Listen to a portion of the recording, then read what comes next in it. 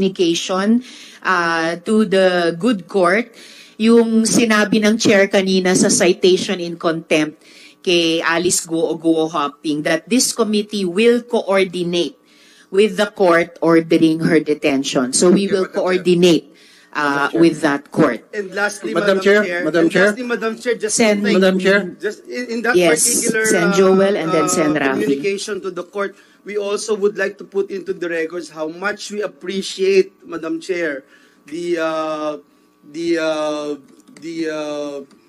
confirmation of the court and the respect of the court to this committee to allow Gua Huaping to appear before us, Madam Chair, because we wanted to put that into the records, Madam Chair. Thank you. Madam Chair. Salamat, Sen Joel.